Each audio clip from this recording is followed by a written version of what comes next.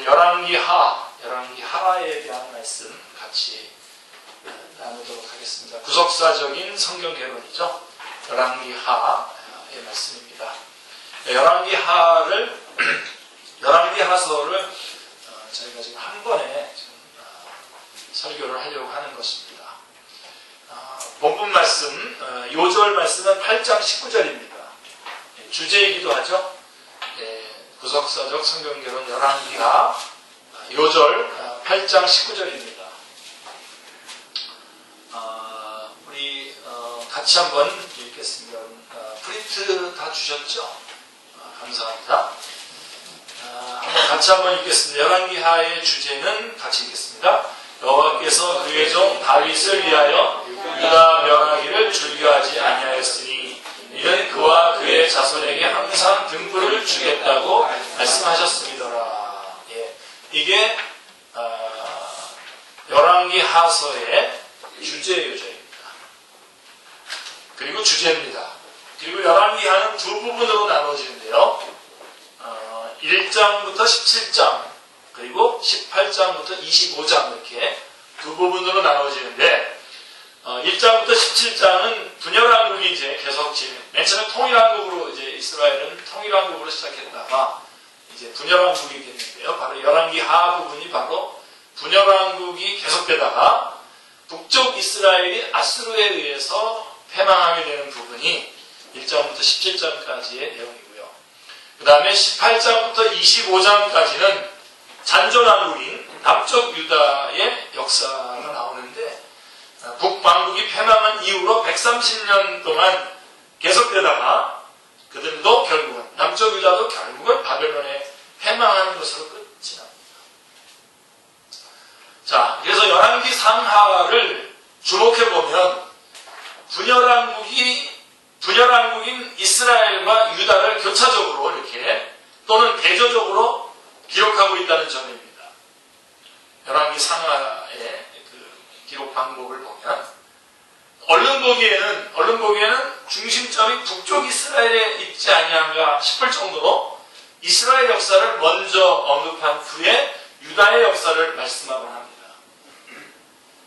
자, 이렇게 하는 것은 여러분들이 잘 보셔야 되는데 북쪽 왕국을 중시했기 때문이 아닙니다. 북쪽 이스라엘의 타락과 패망을 거울 삼아서 남쪽 유다가 회개하기를 바라셨기 때문입니다.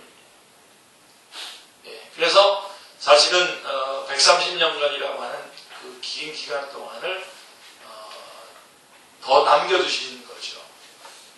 그래서 좀 북쪽에서 했던 모습을 보면서 남쪽 유다는 그런 것을 반복하지 않도록 하기 위한 하나님의 배려였음에도 불구하고 결국은 남쪽 유다도 같은 길을 걷게 되죠. 그래서 17장에 이르러서 기어코 북이스라엘이 아수르에 의해서 패망하고 맙니다. 자, 패망하게 된 원인을 17장 15절 16절에 보시면 여호와께서 그들의 조상들과 더불어 세우신 언약과 경계하신 말씀을 버리고 자기들을 위하여 두 송아지 형상을 부어 만들고 또 아세라 목상을 만들고 하늘의 2월 성신을 경배하며 또 바알을 섬겼기 때문입니다. 한마디로 얘기해서 우상 숭배를 하고 그래서 그렇게 해서 멸망한 후에도 17장 33절에 보면 이렇게 되어 있습니다. 이와 같이 그들이 여호와도 경외하고 또한 어디서부터 옮겨왔든지 그 민족의 통속대로 자기의 신들도 섬겼다 하고 이제 완전히 혼합 종교가 되었다고 말합니다. 이 말씀은요, 오늘날의 교회에도 경종이 되는 말씀입니다. 경종을 울리는 말씀입니다. 우리 한국의 그 종교적인 그런 그 배경들을 가만히 이렇게 살펴보시면 맨 밑바닥에 샤머니즘이 깔려 있죠, 그죠? 우리나라 같은 경우. 거기에 이제 누가 들어오게 됩니까? 거기에 이제 불교가 들어오게 되는데 불교도 온전한 불교가 아니라 샤머니스틱 부디즘이 되는 겁니다. 그리고 그 위에 누가 들어오냐면 유교가 들어오는데, 유교도 유교가 아니죠. 사마니스틱, 부디스틱, 컨퓨셔니즘이 되는 거죠. 혼합 현상이 나옵니다. 거기까지는 뭐 혼합이 돼도 괜찮은데, 뭐 어쨌거나 괜찮은데, 그 다음에 210년, 110년 뭐 그 전에 그때에 로마 카톨릭도 들어오고 그다음에 개신교도 들어오게 되는데 이 기독교가 또 이 혼합 현상을 갖게 됩니다. 샤마니스틱, 부디스틱, 컨퓨셔니스틱, 크리스천이티. 그러니까 샤머니즘적이면서 또 불교적이고 유교적인 것들이 다 녹아져 그 위에 기독교가 들어오면서 온전한 기독교의 모습을 드러내지 못하고 있는데 실제로 그러한 현상들이 교회 안에 많이 들어와 있습니다. 구체적으로 가장 심각하게 그 개념 정리가 안 되는 부분이 바로 성령님에 관한 부분들이 이런 것과 혼합 현상을 일으키면서 상당히 많은 폐해를 일으키고 있는 거죠. 그래서 성경이 말씀하고 있는 성령님이 어떤 것인지 어떤 건지 이런 것들을 분명하게 규명을 해야 되는 그런 건데 지금 바로 이때에 결국은 이들은 하나님도 믿는다고 하면서 실제로는 여러 가지 자기들을 위해서 두 송아지 형상을 부어 만들고 또 아세라 목상을 만들고 하늘의 1월 성신께 경배를 하고 또 바알을 섬겼다라고 되어 있습니다. 그래서 17장 33절에 보면 이렇게 말씀하고 있어요. 이와 같이 그들이 여호와도 경외하고 또한 어디서부터 왔든지 그 민족의 풍속대로 자기의 신들도 섬겼더라 이렇게 되어 있습니다. 우리 요즘에 혹시 성결지에서 이렇게 온 보고 같은 거 혹시 들어보시면 열심히 나온답니다. 그 원주민들이 같이 교회에도 나오고 열심히 나오다가 집안에 무슨 큰 문제가 생기면 주변에 누가 애가 아프거나 그러면은 어디로 가죠? 교회로 안 오고 자기네들이 섬기는 신과 방신으로 나아가는 거죠. 혼합종교. 혼합종교가 됐다는 겁니다. 우상숭배죠, 우상숭배. 자, 문제는 17장 18절에 보시면 같이 읽겠습니다. 여호와께서 이스라엘에게 심히 노하사 그들을 그의 앞에서 제거하시니 오직 유다 지파 외에는 남은 자가 없습니다. 자, 이렇게 하고 끝이는 것이 아니라 19절에 같이요. 유다도 그들의 하나님 여호와의 명령을 지키지 아니하고 이스라엘 사람들이 만든 관습을 행하였으므로 라고 말씀합니다. 그러니까 하나님께서는 북쪽 이스라엘이 그렇게 우상숭배하고 여러분 우상숭배라는 게 뭡니까 지금 여기서? 다시 말해서 메시아의 언약, 메시아 언약은 한마디로 얘기하면 이겁니다. 예수님을 통해서 구원받고 예수님을 통해서 복받겠다라고 하는 것이 메시아 언약입니다. 이거를 버리고 다른 것에 의해서 구원을 받고 다른 것에 의해서 복을 받으려고 한다라고 하는 것이죠. 그런데 그래서 북쪽 이스라엘이 그렇게 해서 그것으로 끝난 것이 아니라 남쪽 유다도 그들의 하나님 여호와의 명령을 지키지 아니하고 이스라엘 사람들이 만든 관습을 행하였으므로 라고 17장 19절은 뼈아픈 지적을 하고 있는 것입니다. 하나님께서 예레미야로 말씀하시기를 3장 8절입니다. 같이요.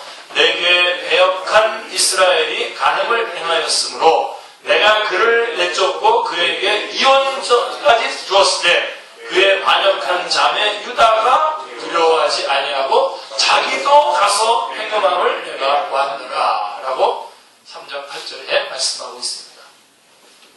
정확한 지적이죠. 그죠? 하나님은 그러한 유다에게 북쪽 이스라엘이 망한 후에도 130년이나 참고 기다리시면서 회개할 기회를 주셨건만 돌아오지 않다가 끝내 바벨론에게 패망하고 맙니다. 여러분, 조금 여러분들에게 잠깐 여기서 좀 프린트에 있는 것보다도 잠깐만 좀 여러분들하고 같이 좀 나눠야 될 부분이 바로 이런 건데요. 여러분들이 하나님 앞에 바로 서지 못할 때가 있지 않습니까? 근데도요, 놀랍게도 하나님께서 그냥 넘어가 주십니다. 그러면 이제 대부분 어떤 현상이 일어나냐면 괜찮은가 보다 그러고서 넘어가요. 괜찮은가 보다 그러고선 넘어갑니다. 근데 여러분 괜찮지 않습니다. 예? 회개할 기회를 주시는 건데 정확하게 원수는 외나무다리에서 만난다면서요. 정확하게 여러분의 결정적인 순간에 딱 그 문제가 딱 여러분 탁 나와서 결단을 촉구하는 그런 상황이 오게 됩니다. 그러니까 보세요. 옆에 여러분 우리 또 저는 목회자니까 다른 목회자들의 이렇게 그 어떤 결과들을 보는데 어떤 결과들과 그것들을 보는데 여러분 절대로 저는 그런 어떤 문제가 있었던 목회자보다도 저는 제가 더 선하다고 생각해 본 적이 한 번도 없습니다. 그런데 자 저에게는 아무런 일이 안 일어나잖아요. 그러니까 넘겨주시는 거구나 하고서는 철저하게 회개하고 돌이키지 않습니다. 그러면 어떻게 하냐 이게 다 증폭이 돼가지고 녹익어가지고 결정적으로 외나무다리에서 딱 만나요.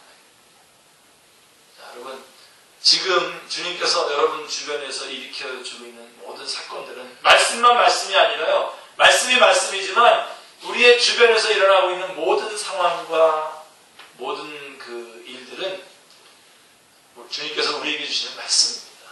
자, 여러분 이렇게 예배를 드리는데 자 사람들이 좀 집중하지 않아요. 그럼 제가 여기 이렇게 때리잖아요. 얘가 이 강대상이 뭘 잘못했습니까? 강대상이 맞잖아요. 그죠? 근데 그 다음에 무슨 얘기입니까? 지금은 강대상이 맞지만 계속 그렇게 있으면 이제 당신을 때리겠다 그런 뜻 아닙니까? 예? 그러니까 옆에서 이렇게 일어나는 일들을 보면서 쉽게 여기지 말아요. 여러분 우리 많이 봤잖아요. 어떤 사람이 교만을 떨다가 확 꺾이는 거 많이 봤잖아요. 근데 나는 여전히 교만이야. 여전히 이거는 정말 미련한 거죠. 하나님께서 도저히 못 견디시는 것 딱 있어요. 아시죠? 교만. 절대로 안 봐주십니다. 그래서 여러분들이 지금 뭔가 다른 사람보다 부족한 것에 대해서 감사하셔야 돼요. 그런 면에서. 부족한 부분들을 가지고 있는 것 때문에 오히려 감사해야 된다는 말이 바로 그런 말이 있습니다. 그래서 여러분 보세요. 옆에서 지금 이 물질만 막 추구하다 결국 물질 그러더니 결국은 아무것도 아니구나. 결국은 물질도 붙잡지 못하고 결국은 하나님 앞에서 바로 서지도 못하고 많이 보는데도 나는 아니니까 나는 아직까지 어떤 결정적인 일이 안 일어났다고 싶어서 계속 그렇게 진행하는데 그런 부분들을 바로 지금 말씀해 주는 겁니다. 물론 좀 교훈적인 말씀을 좀 드렸습니다만은 북쪽 이스라엘이 패망한 후에도 하나님께서는 계속해서 남쪽 유다는 구약교회를 이끌어가야 될 구약교회 메시아 언약이 그 안에 있는 구약교회 아닙니까? 그래서 계속해서 기다렸는데 결국은 이스라엘 남쪽 유다도 회개할 기회를 놓치고 끝내는 바벨론에게 패망을 하고 맙니다. 열왕기 하에서는 역사서의 중심적인 두 주제 언약과 왕위가 어떤 도전을 받았으며 하나님은 이것을 어떻게 보전하셨습니까? 자, 11장에 의하면 다윗의 왕위에 심각한 위기가 있었음을 보게 되죠. 여러분 그래서 오늘 이 말씀 배우고 나면 원래는 여러분들이 좀 먼저 읽고 오시면 더 좋겠지만 이왕 읽고 오지 못했다고 하더라도 오늘 말씀을 보면서 다시 한번 여러분들이 그 성경을 열왕기하서를 쭉 자세히 보셔야 되는데 11장에 보면 다윗의 왕위가 다윗으로부터 쭉 이어져서 메시아 예수 그리스도에게까지 이어져야 될 그 왕위에 심각한 위기가 있었음을 보게 되는데요. 7대에 아달랴라고 하는 여왕이 6년을 왕위에 있었습니다. 6년간. 자, 이 여자는 다윗의 혈통이 아니라 어디 쪽이죠? 북쪽 이스라엘 아합과 이세벨 사이에서 태어난 딸입니다. 그래가지고 요람의 왕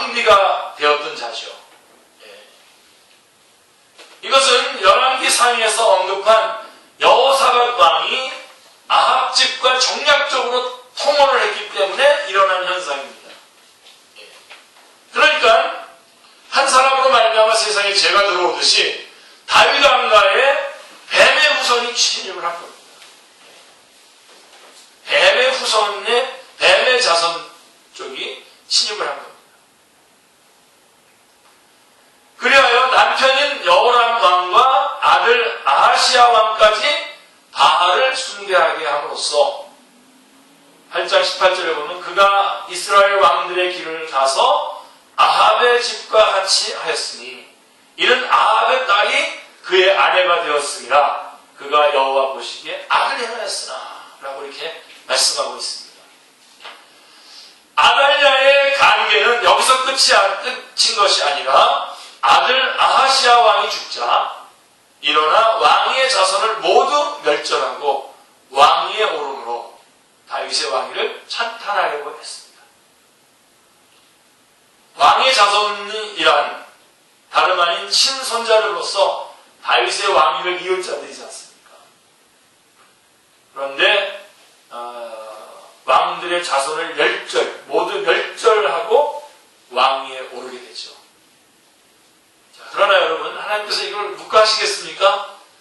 네, 그대로 놔두시지 아니하시고 아하시야의 누이 여호세바를 들어서 어린 왕자 요아스를 왕자들의 죽음을 당하는 중에서 도적해내어서 여호와의 전에다가 6년 동안을 숨겨서 양육하게 합니다. 하나님께서 그냥 놔두시지 않죠. 뱀의 후손의 역사를 그대로 놔두시지 않으신 겁니다. 어린 왕자를 구출해낸 여호세바는 대제사장의 아내였던 것입니다. 역대하 22장 11절에 보면 대제사장의 아내였던 여호세바. 하나님은 이들을 들어서 언약과 왕위를 보존케 해주셨습니다. 심각한 위기를 맞이했지만 결국은 만나게 다시 회복할 수 있도록. 그래서 아달랴의 행위는 구속사적인 관점에서 볼 때에 중대한 도발이었던 것입니다. 하나님께서 내 종 다윗이 항상 내 앞에 등불을 가지고 있게 하리라. 열왕기상 11장 36절에 이렇게 말씀하심으로써 등불을 남겨주셨는데 아달랴는 이 등불을 말살하려고 대적했습니다. 이는 다윗의 혈통을 통하여 메시아를 보내시려는 구원 계획을 파괴하려고 하는 사탄의 음모라고 볼 수밖에 없는 것입니다. 이 점에서 11장 3절에서 요아스가 그와 함께 여호와의 성전에 6년을 숨어있는 동안에 아달랴가 나라를 다스렸더라라고 한 표현은 의미심장한 내용입니다. 무슨 뜻이죠? 다윗의 왕위는 끊어지고 왕의 보좌에 멸망을 가정한 것이 앉아있는 듯이 보이는 이 시기에도 그러나 하나님께서는 왕위가 끊어진 것이 아니라 다만 진정한 왕은 여호와의 전에 숨어 있었던 기간이었을 뿐이라는 말씀입니다. 그러니까 하나님께서는 이 왕위를 그대로 보존하셨다라고 하는 것입니다. 그래서 여호야다가 6년 동안 숨겨두었던 왕자를 인도하여 내어서 왕관을 씌우면서 율법책을 주고 기름을 부어서 왕으로 삼음에 무리가 박수하며 왕의 만세를 부르니라 하고 11장 12절에서 말씀하고 있습니다. 그러니까 사단은 완전히 이 구속의 역사의 맥을 끊으려고 했지만 하나님께서는 6년 동안 그동안에도 그대로 이 왕위를 보존하고 계셨던 것입니다. 우리도 하나님 우편에 계시는 왕이 나타나시는 날 박수하면서 왕의 만세를 부르게 될 것입니다. 할렐루야. 네. 자, 16장에는 또 다른 변개가 있었는데 이것도 여러분들이 꼭 기억해 두셨다가 정말 바른 신앙을 가지시기 바랍니다. 아하스와 왕이 수리아의 다메섹에 갔다가 거기에 있는 단을 보고 왔어요.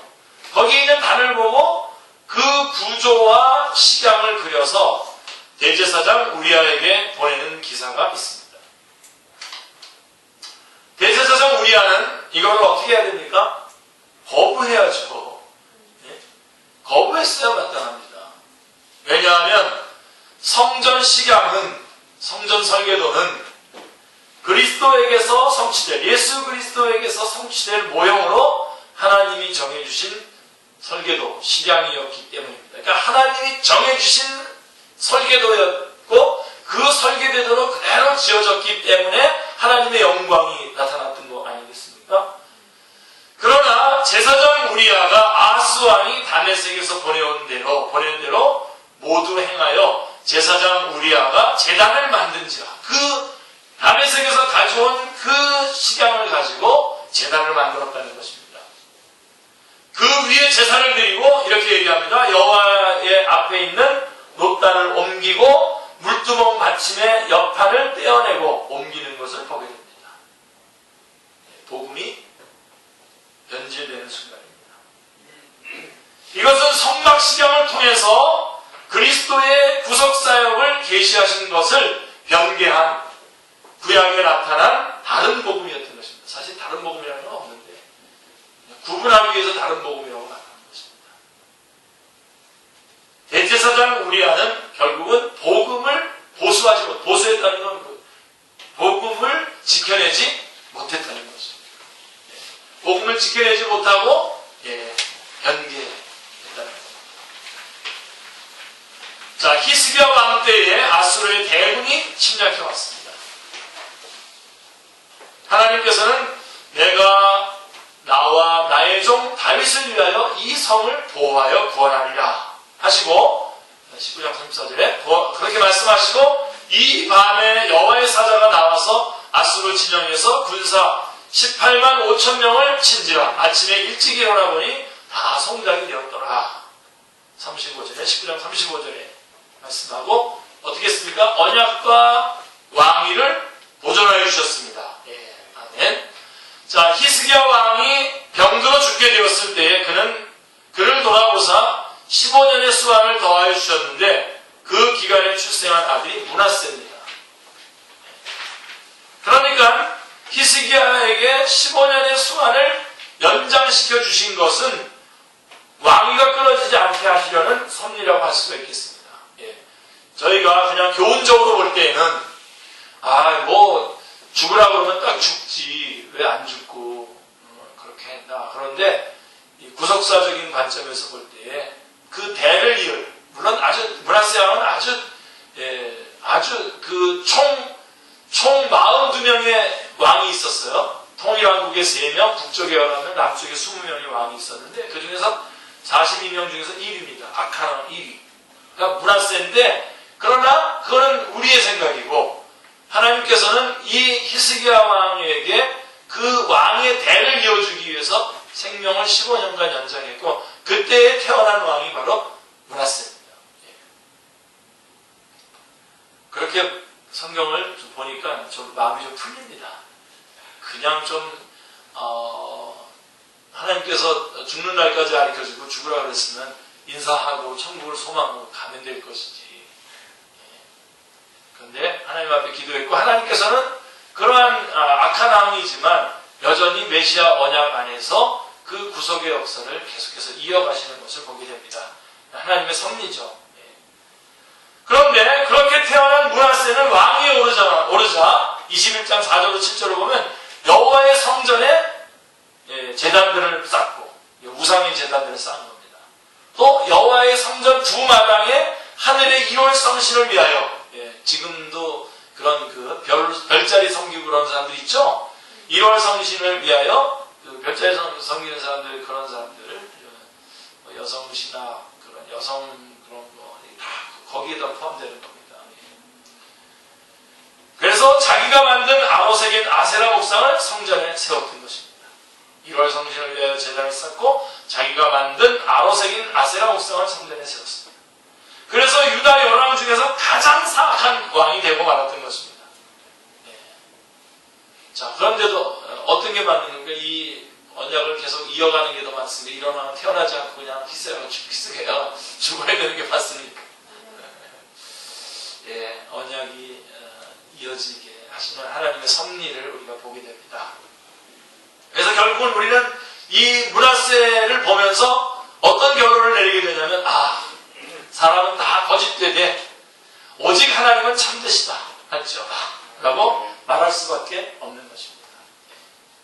여러분, 제가 누누이 계속해서 말씀드립니다만은 우리 사람은 믿고 의지할 대상이 아닙니다. 기도해주고 사랑해주고 섬겨주고 공급해줘야 될 대상이에요. 그러니까 아침에 여러분 일어나시면 정말 자유하십시오. 어떻게 자유하시냐면 누구에게 내가 뭔가 누구에게 내가 뭔가 받아야 되고 뭔가 이렇게 그 사람의 사랑을 뭔가 끌어내야 된다고 생각하면 힘들죠. 딱 아침에 일어나자마자 하나님이 주시는 모든 자원들은 내가 오늘은 사람들을 섬긴다. 그렇게 하면 아무 적이 없는 거예요. 그러니까 섬기려고 출발하시면 되는 겁니다. 네. 그래서 여러분 사이에 어떤 사람 좀 유력한 사람하고 내가 좀 친해지면 그 사람이 좀 혜택을 보지 않을까 그러는데 절대로 그렇게 되지 않아요. 여러분이 지금 제일 유력한 사람입니다. 여러분이 정말로 하나님으로부터 하나님의 가장 귀한 사람입니다. 제가 볼 때 우리 한 사람 한 사람 여기 볼 때에 여러분이 저는 대단합니다. 여러분이 대단하지. 어디 무슨 돈을 많이 버는 사람, 학력이 많아서 뭔가 박사를 가지고 모든 것들을 영향력을 미치는 어떤 정치인 이렇게 별로 저는 관심 없습니다. 우리 여기 한 사람, 우리 비록 올 초에 예수님을 믿은 우리 해리자매를 보더라도 어마어마하지 않아요. 지금 어마어마한 일들을 지금 하나님께서 일으키는 겁니다. 저는 가끔 예를 들면 KTX 타고 이렇게 지난주에도 강의하러 부산에 이렇게 가면서 이 차가 참 축복하네. 이 여기에 탄 모든 사람보다도 내가 가장 거룩한 인물을 띄고 지금 이 KTX 탄 거 아니야? 그러면서 아주 자부심을 가지고 탑니다. 그러면서 어떤 사람도 여러분 의지하지 마시기 바랍니다. 오히려 섬겨주고 사랑해주고 공급해주고 그래서 여러분 같은 이렇게 우리 유도순 목사님 같은 책 같은 것도 막 나눠주고 그러는데 여러분들이 더 받고 그러는 것도 좋지만 여러분들도 열심히 나눠주는 더 나눠주고 있는 거 나눠주고 이번에 우리 아주 젊은 한 친구 훈련 받으러 왔는데 보니까 목사님께서 책을 선물로 줬더니 다른 선교사님한테 주더라고요. 그 책, 자기 받은 책. 자기는 이미 있어서 그렇겠지만 참 그렇구나. 우리가 배울 게 있어요. 내용, 우리 구속사의 내용도 우리가 배우지만 거기서 우리 목사님의 삶, 그 다음에 거기서 훈련받는 사람들의 삶, 참 귀합니다. 절대로 그래서 난 상대방을 깔보라는 게 아니라 상대방을 소중하게 해주고 하나님을 대신해서 내가 공급해주고 섬겨줘야 될 대상으로 생각하면 여러분 정말 자유롭습니다. 정말 여러분 남은 생애 동안 여러분들이 내가 어쨌든 혹시 내가 물질이 없으면 내가 시간이라도 아니면 그렇게 여러분의 마음을 먹고 출발하시게 되면 정말 자유롭습니다. 여러분 이런 거 기억나세요? 우리 옛날에 저희 교회에 그런 일이 있었어요. 한 분이 애를 데리고 있기 때문에 큐티를 하고 싶은데 큐티할 시간이 없어요. 그러니까 한 집사님이 그 집에 찾아가서요. 애를 봐줬어요. 그리고 그 시간에 큐티했어요. 그 애를 봐주러 간 그 집사님의 그 모습이 얼마나 전 최고라고 생각하죠. 우리 성경에 손님대접이라고 하는 그런 은사가 있어요. 손님대접인데 손님대접이라는 게 뭡니까? 상대방을 행복하게 해주려고 내가 불편해지는 거 아니에요. 그죠? 그게 그리스도인의 하이라이트입니다. 자, 그래서 여러분, 어쨌든 나이가 내 쪽에서 이렇게 공급하려고 하는 그런 것을 하셔야 되는데, 그래서 결국은 우리는, 하나님만 참되시다. 라고 하는 고백을 할 수밖에 없는 거죠. 므낫세의 모습을 보면서. 그러나 결국은 하나님은 그런 므낫세를 통해서도 이 왕위와 이 구속사를 이어가시는 것을 보게 됩니다. 자, 그런가 하면 므낫세의 손자 요시야는 그 다음에 또 이제 므낫세에서 손자 요시야는 여호와 보시기에 정직히 행하여 그의 조상 다윗의 모든 길로 행하고 좌우로 치우치지 아니하였더라. 제가 아까 우리 몇몇 분들하고도 이야기를 식사한 시간에 같이 나눴지만, 자, 아무리 좀 엉터리 같은 그런 사역자를 보더라도 제가 막 긁어내리지 않는 이유가 바로 뭐냐면 그 밑에서 또 누가 나오냐면 또 요시야가 나와요. 또 요시야. 근데 이 요시야는 여호와 보시기에 정직히 행하여 그의 조상 다윗의 모든 길로 행하고 좌우로 치우치지 아니하였더라. 그래서 다윗 이후로 가장 선한 왕이 되죠. 선한 왕이 단 한 사람도 없어요. 11명 다 악한 왕인데요. 남쪽 유다에는, 남왕국 유다에는 강간이 나와요. 강간이 선한 왕을 일으키셔서 그래서 퇴락한 성전도 보수하고 그 왕을 통해서 그 다음에 언약도 갱신시키는 그런 게 하심으로써 메시아 언약을 보존시켜 나가시는 그런 방법들을, 그런 몇몇 일으키셔서 선한 왕을 일으키셔서 그런 것들을 감당해 나가고 계시는 것을 보게 됩니다. 그래서 열왕기 상하에서 주목해야 될 단어가 뭐냐면 그것은 또 단어가 또 있는데 그건 산당입니다. 산당. 예. 성전이 세워지기 전에 솔로몬은 기브온에 있는 산당에 가서 일천번제를 드렸죠. 여기가 산당에서 드렸습니다. 그러니까 그거는 솔로몬이 다른 장소에 가서 드리지 않았다는 그런 뜻이 아니라 그때 과도기입니다. 과도기. 그렇게 해서 어떤 성전이 딱 정해져 있지 않았기 때문에 산당에 가서 그렇게 드렸고, 그 다음에 이제 솔로몬을 통해서 성전을 짓게 하시고 이제 성전에서 모든 것들을 드리게 하셨는데, 근데 보면 나중에 보면 그런 그 이후에 그 산당이 문제가 많이 됩니다. 그래서 한때 우리나라에도 지금은 잘 모르겠습니다. 제가 잘 구분이 안 됐고 그런 관심이 좀 요즘 없었는데 그 전대만 하더라도 기도원들, 사내마다 기도원들이 참 문제가 많았습니다. 사람들 막 두들겨 패서 죽이기도 하고 그러니까 여러 가지 나름대로의 그런 우상 종교를 끌어들이는 그런 통로가 되기도 했었습니다. 자, 근데 하여간 산당에 가서 일천번제를 드렸고, 이제 그것은 이제 과도기적인 일이죠. 그런데 성전이 세워진 후에도 백성들은 산당에 가서 제사를 드리는 구습을 버리지 못했던 것입니다. 예. 이거는 다른 도움과 같은 것으로 용납될 수가 없는 것이죠. 예. 솔로몬이 산당에서 드린 것까지는 과도기적인 것이라고 하지만 성전이 지어진 후에도 사람들이 산당에 가서 했다는 겁니다. 옛날에 그래서 어떻게 했냐면 교회에 오면 파가 두 파가 있어요. 그래서 교회의 목사님을 중심으로 해서 그 교회를 같이 이끌어가는 파하고, 주일날에는 와서 도장만 여기 와서 딱 참여만 하고 평일날 기도원에 올라가서 같이 기도원에서 기도원 파들끼리 이렇게 모이고 그러는. 그래서 교회가 이렇게 해서 우리 목사님 능력 없다 그래가지고 그 사람들이 내려와서 목사님 내쫓고 그러는 일들이 옛날에 있었어요. 지금도 다른 모습으로 그런 일들이 종종 있습니다만은 바로 이때 당시에, 그래서 열왕기상 15장 14절, 22장 43절, 열왕기하 12장 3절, 14장 4절, 15장 4절, 35절에 보면은 오직 산당은 없이 하지 아니하니라. 그러니까 이 개혁을 하면서도 이 성전을 중심으로 하나님 앞에 나간다고 하면서도 여전히 산당은 산당대로 그냥 놔뒀던 겁니다. 그래서 계속적으로 이것을 지적하고 있죠. 그런데 이제 히스기야 왕 때에 와서는 18장 4절에 보면 여러 산당들을 제거하며 주상을 깨뜨리며 아세라 목상을 찍으며 모세가 만들었던 노뱀을 이스라엘 자손이 이때까지 향하여 분양함으로 그것을 부수고라고 18장 4절에서 말씀하는 것을 보게 됩니다. 그래가지고 히스기야 왕이 다 제거를 했는데 다시 어떻게 하죠? 므낫세 왕이 메시아의 그 언약의 계보를 이어간다고 태어난 므낫세 왕이 산당을 다시 세웁니다. 21장 3절에 보면. 아마 그쪽을 통해서 뭔가 들어오는 게 있었나 보죠. 하여간 어떤 하나님 앞에 바로 서지 않고 뭔가 그쪽을 통해서 뭔가 재미를 봤든지 말이에요. 이것을 손자 요시아가 왕위에 오르자 각 성읍에 지어서 여호와를 경노하게 한 산당을 요시아가 다 제거하되 산당의 제사장들을 다 제단에서 죽였다라고 말씀하고 있습니다.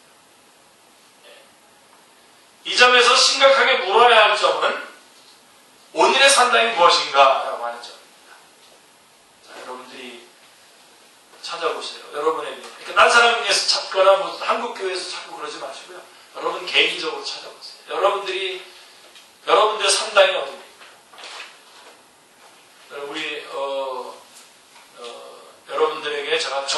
아주 좋은 의미로 정말 여러분들을 제가 믿고 여러분들을 내가 사랑하고 신뢰하기 때문에 말씀드립니다. 여러분 이 교회가 교회입니다. 축제교회가 교회입니다. 그렇죠? 그래서 여러분 교회의 중심이 되셔야 돼요. 교회의 중심으로 여러분 신앙을 다 하셔야 됩니다. 네. 근데 자 여러분에게 산당이 뭡니까?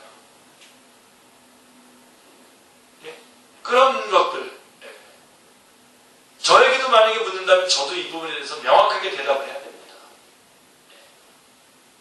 저는 지금 구속사의 말씀을 열심히 제가 저는 초창기에 선교단체에서 자라오면서 저는 복음적인 메시지를 하는 목회자였습니다. 그리고 지금은 이제 그것과 더불어서 연결선상에서 구속사에 관한 말씀들을 열심히 배우고 있고 열심히 지금도 선생님 모시고 훈련을 받고 있습니다. 왜 그런가? 제가 한국에서 구속사를 한번 뜨려고 그럴까요? 제가? 아니라 바로 여러분들 지금 축제교회 성도들에게 정말 구속의 말씀을 바로 전하기 위해서 제가 훈련을 받고 열심을 내는 겁니다. 다른 이유는 하나도 없습니다. 하나도 없습니다. 그리고 제가 좀 그렇게 하려고 했을 때, 제가 저가 좀 이렇게 구속사 아카데미 같은 걸 이렇게 좀 해볼까? 그렇게 했는데, 우리 저 뒤에 있는 선현철 교사님이 그거 아닌데요 하면서 딱 잡았는데 저는 하나님 음성으로 들었습니다. 그리고선 다시 분명하게 정리했어요. 제가 어떻게 정리했냐면 이거는 내가 우리 축제교회 내가 목회자로서 축제교회를 위한 것이다. 제가 여기저기 나가서 강의를 한다고 하더라도 저는 축제교회 목사이죠. 제가 여러분의 산당을 안 지적하면서 제 거를 얘기하는 거는 알아서 지적을 하시라는 겁니다. 하시되 분명히 이것들을 중심을 분명히 잡으셔야 됩니다. 어떤 면에서는요, 여러분 그냥 정말 여러분 어떤 비전, 그래서 도전, 그래서 열방 이렇게 하기 전에 일단 여러분 정말 지극히 당연한 신자, 그리스도인이 되시기 바랍니다. 그래서 하나님의 교회에서 여러분들이 할 수 있는 최선을 다하시면 하나님께서 여러분들을 하나님의 필요에 의해서 이곳에서도 저곳에서도 쓰실 것입니다. 여러분 이 산당이 굉장히 중요합니다. 여러분의 산당이 무엇입니까? 그래서 저는 여러 가지 저의 어떤 것들을 물어볼 때에 저도 굉장히 화려합니다. 이 이력이 내세 올려면 굉장히 많지만 다 빼고 축제교회 목사. 그렇죠. 여러분들도 그렇게 한번 단순 한번 시켜보시고 베스트를 해보십시오. 여러분 진실이라는 게 뭐냐? 가능한 것을 가능케 하는 게 진실입니다. 미련한 사람들은 어떻게 하는지 아세요? 어려운 일은 어려워서 못하고 쉬운 일은 시시해서 안 하고 근데요, 여러분 누가 지혜로운 사람이냐면 여러분이 할 수 있는 일, 여러분이 맡겨진 지금 그 자리 그거를 최대화시키셔서 최선의 열심을 다하셔야 돼요. 그것 말고 여러분의 마음이 막 분산되어 있어서 막 이렇게 여기저기에 막 힘이 막 분산되어 있으면 기쁨이 없어요. 자유가 없어요. 의무감으로 이리저리 뛰어다녀요. 결국은 아무것도 안 되는 거죠. 이것도 아니고 저것도 아니고. 그래서 여러분 딱 이렇게 하세요. 나는 딱 이 교회에 거고 그래서 부족함이 있다면 내가 더 이런 것처럼 훈련을 받는다. 특별히 담임 목사의 그런 지도하에 담임 목사가 허락하는 하에 이렇게 해서 받아내시면 여러분들이 참 좋은 교인이 될 거고 이렇게 다른 복음을 갖다가 수용해야 되고 그런 게 아니죠. 그래서 저나 우리 축제교회는 우리 주변에 많은 파라처치들, 우리 선교단체나 이런 팀들하고 좋은 관계를 가지고 있습니다. 그래서 한 교회, 더 넓은 범위로 교회의 범위를 넓혀서 이렇게 하고 있지만 그런 가운데 우리가 혹시 착각을 해가지고 이것을 우선권들을 놓치게 되면 우리 교회는 보시다시피 이렇게 됩니다. 그렇게 되면 안 되죠. 그래서 우리는 다시 다시 한번 어떤 그런 것들을 반복하지 않아야 되고 우리의 마음이 이 부분에서 우리가 여러분 너무 어리광피면 안 됩니다. 여러분 우리 경문 형제가 우리 청년 리더로 있고 또 더 나이 많은 분들이 또 청년부 안에 있지만 저는 그렇게 생각하지 않습니다. 다른 사람들 나름대로 또 그 역할들을 하면서 그 어른스러워야 됩니다. 그리고 또 그럼 나는 다른 사람보다 좀 어린데 그래서 나는 좀 어리광을 펴도 되지? 그럴 수 없습니다. 마찬가지로 책임감을 가지고 그 일들을 감당해야 나가야 되는 것입니다.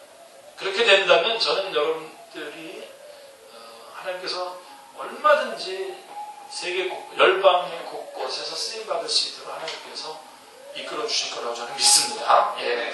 자, 그래서 심각하게 물어야 될 점은 뭐냐? 오늘날의 산당이 무엇인가 하는 것입니다.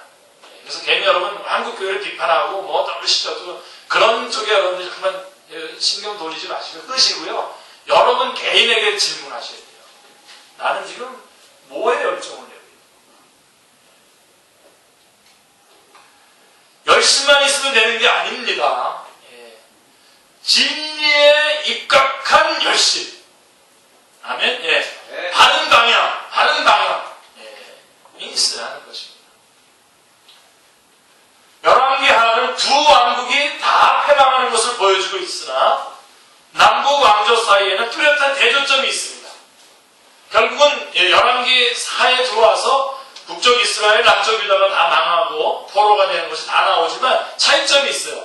자, 남쪽 유다가 20대에 이르도록 왕조가 바뀜없이 쭉 계속 오잖아요. 왕조가 안 바뀝니다.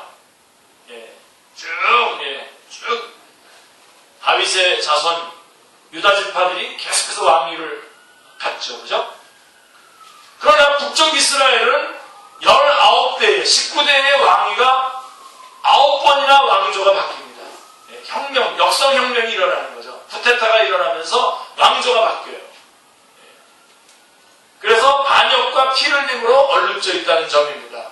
이처럼 다윗의 왕위가 이어져 내려왔다는 것은 하나님께서 다윗에게 하신 약속을 지키시며 그 혈통에서 메시아를 탄생시키시려고 하는 하나님의 주권적인 섭리라 할 수가 있습니다. 자, 그래서 이제 25장으로 갑니다. 25장에는 유다 왕국이 바벨론에 의해서 멸망하는 것이 나옵니다. 그래서 25장까지가 열왕기 하서의 25장이 마지막 장인데 보면 7절에 그들이 시드기야의 아들들을 그의 눈앞에서 죽이고 시드기야의 두 눈을 떼고 롯사슬로 그를 결박하여 바벨론으로 끌고 갔더라 라고 하는 말씀을 통해서 2장 15절에 또 죽기를 무서워함으로 한평생 내어 종노릇하는 모든 자들 즉 타락한 아담의 후예들의 모습을 보게 되는 것이죠. 그래서 열왕기서는 영화롭게 세워진 통일왕국이 분열왕국이 되었다가 패망하는 것으로 끝이 납니다. 예, 정말 힘든 과정이죠.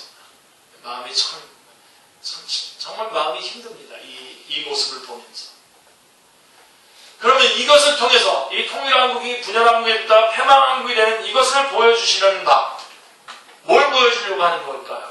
예, 인간의 행위로는 그의 앞에 의롭다함을 얻을 자가 없다라고 하는 것. 다시 말해서 자력구원의 불가능성 분명하게 보여주고 있는.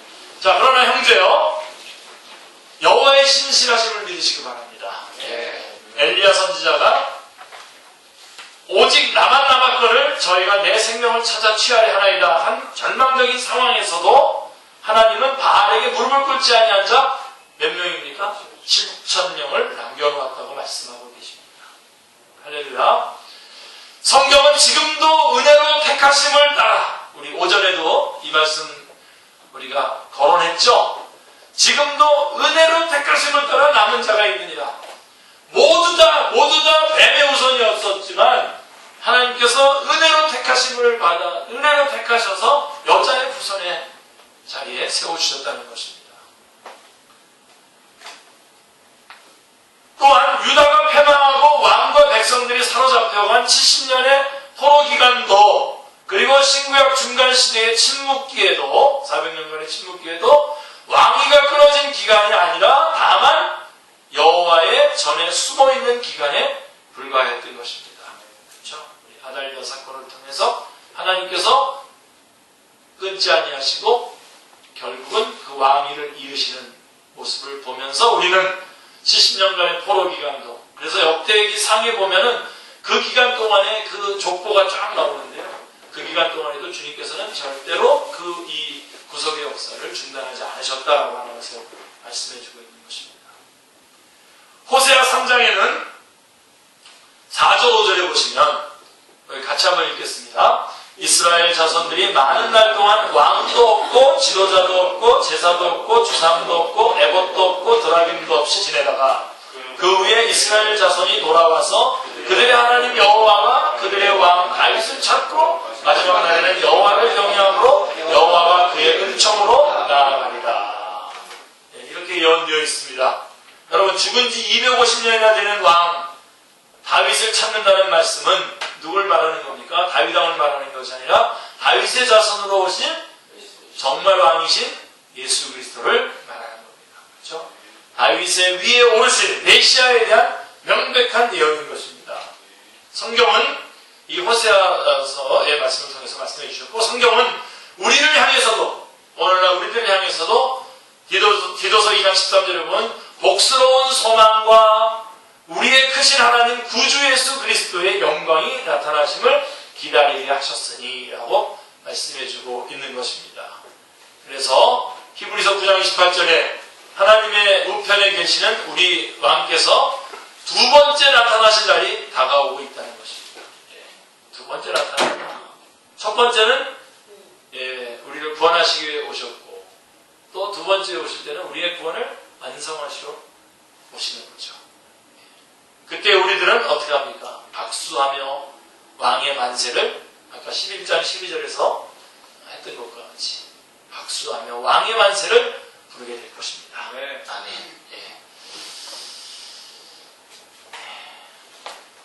우리는 주일 오후 성경 공부 감사 예배를 주님 감사합니다.